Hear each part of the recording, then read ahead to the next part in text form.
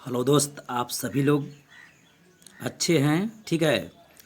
तो इस समय पर हम लोग पढ़ रहे हैं अभ्यास एक, जिसका नाम है रासायनिक अभिक्रिया एवं समीकरण, कक्षा 10। ये पार्ट नंबर 15 है, ठीक है ना।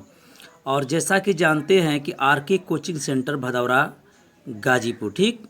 और यह प्रश्न संख्या जो 5 है उसमें का हम लोग 4 प्रश्न उसमें दिया था, और उसमें के 2 प्रश्नों को हम लोग हल कर चुके थे। और 2 प्रश्न जो है किसी कारणवश क्या हो गए थे, छूट गए थे, जिसको जो है हम इस पार्ट में बता दे रहे हैं। देखिए, हमारे एक एक वीडियो को आप क्रमवार देखा करें। पार्ट नंबर 1 से लेके 15 तक एक आध और पार्ट में बनाऊंगा, तो यह पहला अभ्यास जो है अच्छे तरीके से पूरा हो जाएगा, क्योंकि मैं उसको अच्छे तरीके से पढ़ाता हूँ। और पढ़ाने के बाद एक एक क्रियाकलापों के उत्तरों को देने के बाद अभ्यास के प्रश्नों को मैं बनाता हूँ, ठीक है। तो देखिए, प्रश्न संख्या 5 है, इसमें का ए और बी बन गया था, जैसे मैं आपको बुक में दिखा दे रहा हूँ, ठीक है। और आप जब भी पढ़िए बुक रख के पढ़िए। देखिए, वैसे मैं हर प्रश्नों को अच्छे तरीके से लिख देता हूँ। प्रश्न संख्या 5, निम्न कथनों को रासायनिक समीकरण के रूप में परिवर्तित कर उन्हें संतुलित कीजिए। तो देखिए, यह पहला ए और बी मैं बना चुका था। सी और डी जो है बना था, लेकिन किसी कारणवश क्या हो गया, वह छूट गया, उसमें नहीं आ पाया। तो इसके लिए मैं आपसे क्षमा मांगता हूँ। और जो है सी को मैं बताऊंगा, डी को उसके बाद क्वेश्चन नंबर 6 बताएंगे, ठीक है ना। इसमें कुल आपको 20 प्रश्नों को पढ़ना है। तो देखिए, यह जो है मैं पहला प्रश्न आपको पढ़ाना प्रारंभ कर रहा हूँ, ठीक है। तो देखिए, आप तो जान गए अभ्यास एक, रासायनिक अभिक्रिया एवं समीकरण, कक्षा 10 पार्ट 15 है, और आर के कोचिंग सेंटर भदौरा गाजीपुर, और प्रश्न संख्या 5, ठीक है। तो देखिए, मैं पढ़ाना प्रारंभ कर रहा हूँ, ठीक है।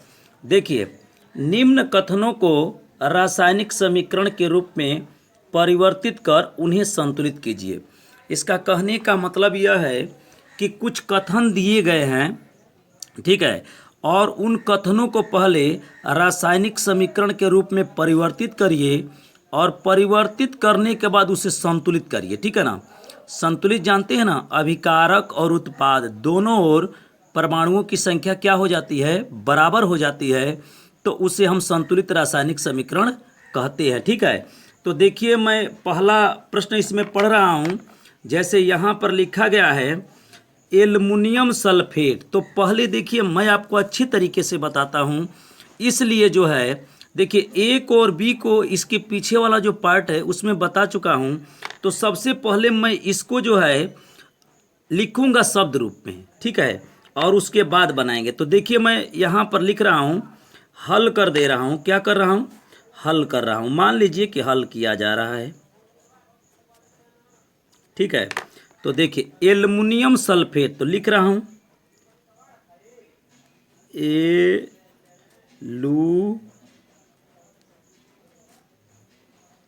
एल्युमिनियम सल्फेट के साथ, साथ मतलब जोड़ देंगे, के साथ अभिक्रिया करके धन, ठीक है, barium chloride, barium chloride, chloride, ठीक है। ध्यान से समझिएगा, कह रहा है ना कि एल्युमिनियम सल्फेट बेरियम क्लोराइड के साथ, एल्युमिनियम सल्फेट बेरियम क्लोराइड के साथ क्रिया करके जानते हैं क्या बनाता है। तब एरो मार्क में लिख दे रहा हूँ, ठीक है। और यहाँ नहीं यह पूरा हो पाएगा, इसलिए मैं इधर लिख दे रहा हूँ। क्या बनाता है? Aluminium, aluminium chloride, aluminium chloride धन क्या बनाता है? Barium sulphate. क्या करता है? अब बेरियम क्या बनाएगा? बेरियम सल्फेट, ठीक है। ध्यान से समझिएगा, मैं आपको बता रहा हूँ इसको मैं शब्द रूप में लिखा हूँ, ठीक है। और वीडियो लंबा हो उससे मत घबराइएगा। यदि आप अच्छे तरीके से समझना चाहते हैं तो अच्छी तरीके से बात को समझिए। देखिए, एल्युमिनियम सल्फेट था, उसमें बेरियम क्लोराइड का जब क्रिया कराए तो क्या बन गया, एल्युमिनियम क्लोराइड। देखिए, एल्युमिनियम का सल्फेट एल्युमिनियम का क्लोराइड हो गया, और बेरियम का जो क्लोराइड है ना, वह बेरियम का क्या हो गया, सल्फेट। अर्थात एल्युमिनियम के पास क्लोराइड आ गया और बेरियम के पास यह सल्फेट चल गया, ठीक। तो इसको तो मैंने लिखा शब्द रूप में, और अब लिखेंगे प्रतीक रूप में, ठीक है। तो प्रतीक रूप में मैं लिख रहा हूं, ध्यान समझिएगा। एल्युमिनियम सल्फेट, ठीक है। देखिए, AlSO4, AlSO4, और इसका 2 होता है और इसका 3 होता है, तो यहाँ पर 2 हो जाएगा, और ऐसे करके यहाँ पर थ्राइस कर दीजिए। एल्युमिनियम सल्फेट धन, ठीक है ना, क्योंकि देखिए SO4 होता है ना तो सल्फेट होता है धन। बताइए क्या लिखें, बेरियम क्लोराइड, तो BaCl, और बेरियम का 2 होता है, क्लोरीन का 1 होता है, तो यहाँ पर तिर्यक गुणा होगा तो यहाँ पर आ जाएगा 2। बेरियम क्लोराइड क्या हो गया, बेरियम क्लोराइड, एरो मार्क, ठीक है। ध्यान समझिएगा। अब देखिए, एल्युमिनियम का क्लोराइड माने जो Al है, इसके पास Cl होगा, Al के पास क्या होगा, Cl होगा, तो ऐसे लिख दे रहे हैं AlCl, और क्या हो जाएगा, 3 हो जाएगा। एल्युमिनियम क्लोराइड हो गया, अब प्लस क्या हो जाएगा, बेरियम के आगे सल्फेट आ जाएगा, तो हो जाएगा BaSO4 हो जाएगा, ठीक है।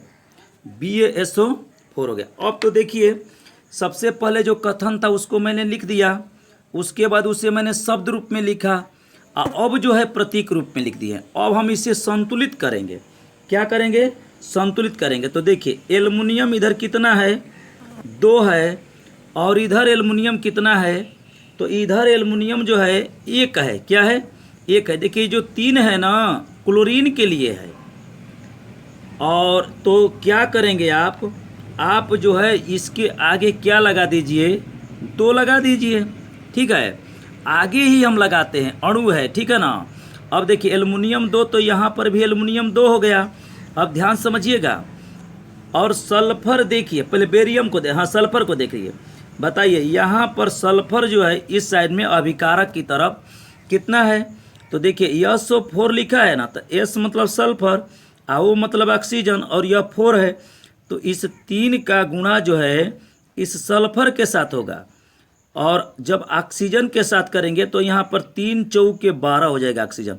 तो यहाँ पर सल्फर कितना है, 3 है, 3 है, यह अभिकारक है। और इधर देखिए ना सल्फर कितना है, तो देखिए सल्फर जो है यह अकेले है, एक ही है, तो यहाँ पर भी 3 करिए, तो यहाँ पर मैंने 3 का गुणा कर दिया, तो सल्फर भी कितना हो गया, 3 हो गया। अब इधर देखिए, अब यहाँ पर देखिए ऑक्सीजन 3 चौके 12, और यहाँ पर देखिए ऑक्सीजन 4 में जब 3 का गुणा होगा तो 4 तिया के 12 हो जाएगा। बेरियम 3 है, सल्फर 3 है, लेकिन ऑक्सीजन क्या है, 12 है। तो इधर भी हम बेरियम को, इधर तो 3 हो गया उत्पाद की तरफ बेरियम, और इधर भी हम 3 करेंगे, तो यहाँ पर 3 का क्या कर देंगे, गुणा कर देंगे। अब हमारे हिसाब से यह समीकरण जो है आपका संतुलित हो चुका है, ठीक है। तो देखिए, अब जो है हम लोग क्या करेंगे, यह अभिकारक है और ये उत्पाद है, दोनों ओर प्रत्येक तत्व के परमाणुओं की संख्या यदि बराबर हो जाए तो उसे संतुलित रासायनिक समीकरण हम लोग कहते हैं, ठीक है ना। तो अब देखिए क्या करेंगे, अब इस प्रश्न को हल करेंगे, हल कर रहे हैं, ठीक है। अब आप बता दीजिए क्या कह रहा है, कह रहा है कि पोटेशियम धातु को, तो पहले मैं शब्द रूप में लिखूंगा,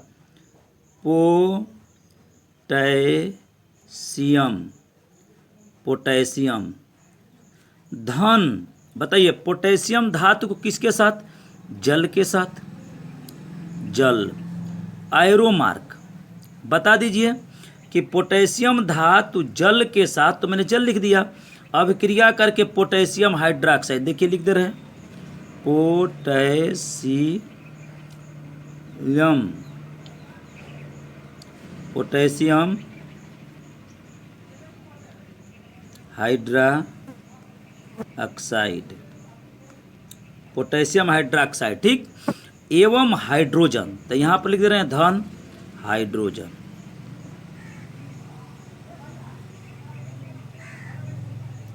ठीक है, ध्यान से समझ रहे हैं, अच्छे तरीके से समझ में आ रहा है कि नहीं आ रहा है। देखिए ये कथन है प्रश्न नंबर 5 का, ए और बी बनाए थे, सी और डी छूट गया था।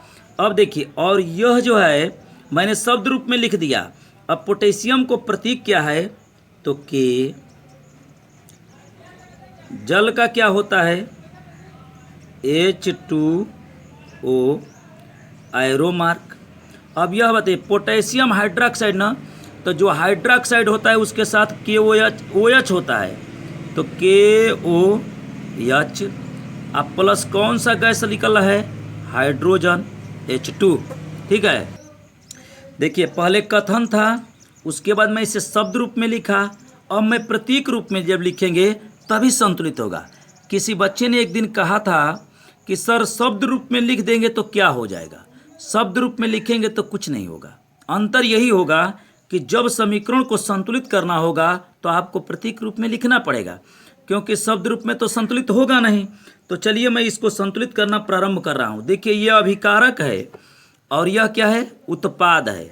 ठीक है, तो देखिए यह के कितना है, 1 है, के कितना है, 1 है, इधर भी के कितना है, 1 है, हाइड्रोजन 2, यहाँ पर हाइड्रोजन 2 नहीं, एक यह और एक यह नहीं, 2 यह और एक यह, हाइड्रोजन इधर क्या है, 3 है।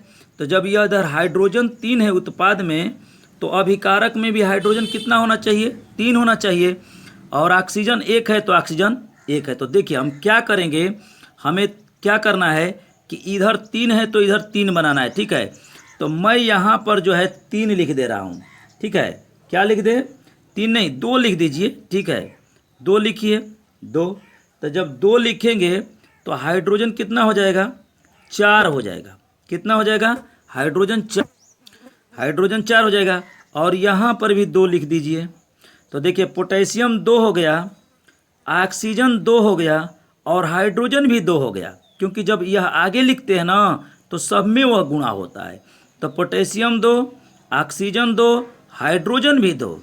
तो इधर देखिए हाइड्रोजन 2 इधर और 2 यहाँ पर, तो 2 2 4 ना हो गया उत्पाद में, तो हाइड्रोजन भी 4 हो गया और ऑक्सीजन 2 हो गया, लेकिन पोटेशियम इधर 2 हो गया है, लेकिन इधर पोटेशियम 1 ही है, तो यहाँ पर 2 हम लिख देंगे। ठीक, इस तरह से कथन को मैंने शब्द में लिखा और उसे प्रतीक में लिख करके संतुलित कर दिया। जैसे देखिए पोटेशियम 2, पोटेशियम यहाँ पर भी 2, हाइड्रोजन 2 दूना के 4, और यहाँ पर 2 यह और इसका गुणा इन सब के साथ होगा तो 2 यहाँ पर, तो 2 2 4 हो गया, और ऑक्सीजन 2 है और यहाँ पर भी ऑक्सीजन 2 है। ठीक है, तो अब देखिए प्रश्न संख्या 6। ठीक है, आपसे आपके बुक से जो एनसीईआरटी प्रकाशन की बुक है ना, उसी में से पुनः जो है निम्नलिखित, माने निम्न मतलब होता है नीचे, लिखित मतलब लिखा गया है, रासायनिक समीकरण को संतुलित कीजिए। ठीक है, अभी मैं संतुलित कर रहा था, अब पुनः प्रश्न नंबर 6 में भी हमें क्या करना है, संतुलित करना है। बहुत अच्छा चीज़ है, ठीक है ना। अगर देखिए संतुलित करना आसान चीज़ है। ठीक है, 9 में से भी हम लोग पढ़ रहे हैं। तो देखिए यह समीकरण को मैंने लिख दिया है, यह HNO3 है, CaOH ट्वाइस है, एरो मार्क है, Ca और NO3 ट्वाइस अब प्लस H2O। ठीक है, तो ये जो है अभिकारक है और यह जो है उत्पाद है, और इसको मैं किस रूप में लिख दिया हूँ, प्रतीक रूप में।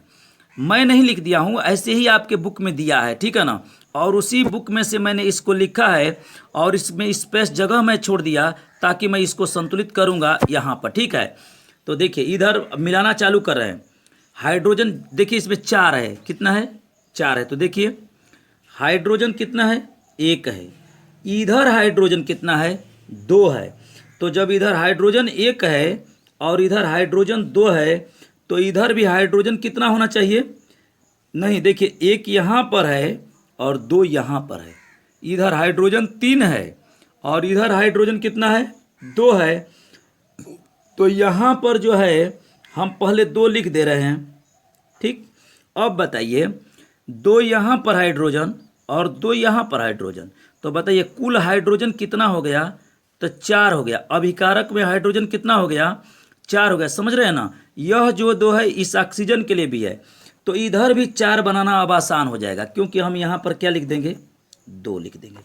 ठीक है, समझ में आ रहा है। अब देखिए, N नाइट्रोजन इधर 2 है, और यहाँ पर देखिए इधर भी नाइट्रोजन क्या है, 2 है, क्योंकि इस 2 का गुणा N के साथ भी होगा, इन 2 का गुणा O के साथ भी होगा, तो O यहाँ पर 6 है, द्वितीय के 6, लेकिन नाइट्रोजन क्या है, 2 है। ठीक है।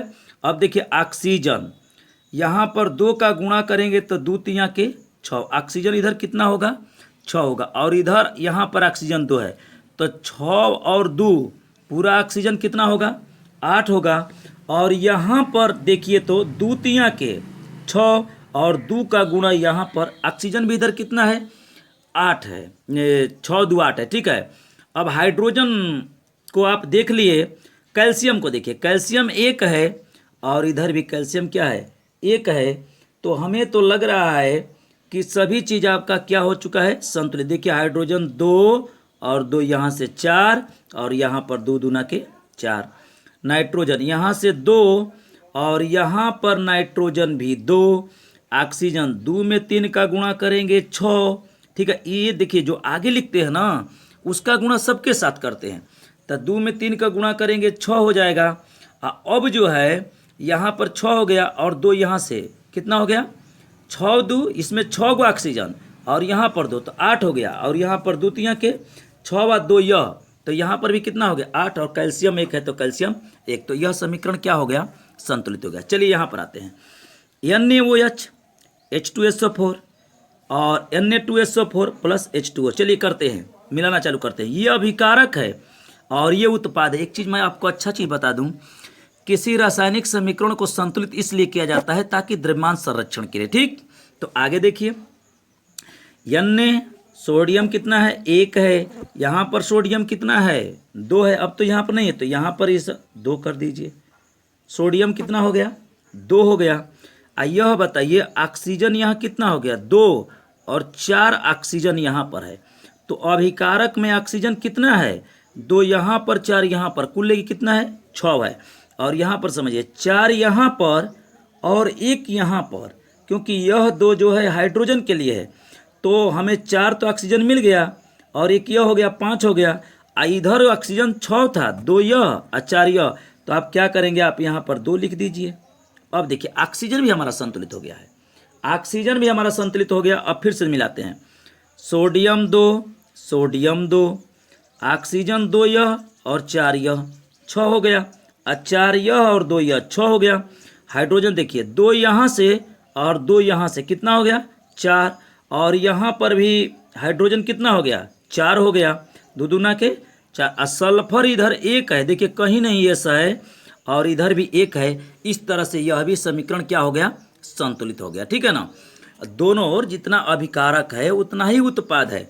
अब इसमें का सी हम लोग करेंगे, NaCl, ठीक है, सोडियम क्लोराइड, सिल्वर नाइट्रेट, तो क्या हो जाता है, देखिए यह सिल्वर के आगे क्लोरीन आ गया, तो सिल्वर क्लोराइड हो गया, और सोडियम नाइट्रेट। चलिए इसको करते हैं, सोडियम कितना है, 1 है, इधर सोडियम 1 है। देखिए डायरेक्ट अभिकारक और उत्पाद को देखते हैं। अभिकारक जो है तीर के पूंछ की दिशा में होती है, और उत्पाद जो है तीर के सिरा के आगे होता है।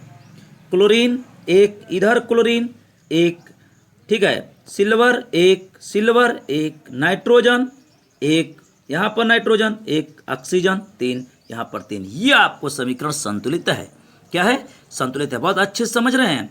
देखिए जितना अभिकारक है उतना ही उत्पाद है। अब देखिए चलते हैं प्रश्न नंबर 6 पढ़ रहे हैं, 6 में हम लोग डी पढ़ रहे हैं। ठीक है, 6 में ABC पढ़ लिए, अब डी पढ़ रहे हैं।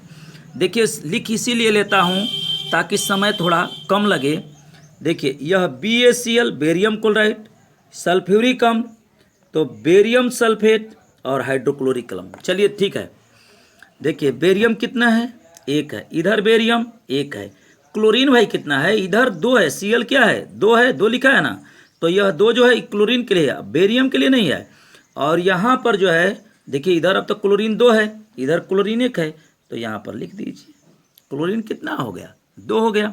अब देखिए हाइड्रोजन 2, तो भाई हाइड्रोजन भी 2 बन गया, ठीक है, हाइड्रोजन भी 2 हो गया। और सल्फर 1 है और यह भी सल्फर 1 है ना, तो ठीक है। और ऑक्सीजन 4 है, तो यहाँ पर भी ऑक्सीजन 4 है। हमारे हिसाब से यह समीकरण क्या हो गए, संतुलित हो गए। आप अच्छे तरीके से देख सकते हैं, प्रश्न संख्या 6 में आपको समीकरण दिया गया है, शब्द रूप में नहीं प्रतीक रूप में, और इसे संतुलित हमें करना है। अब जो है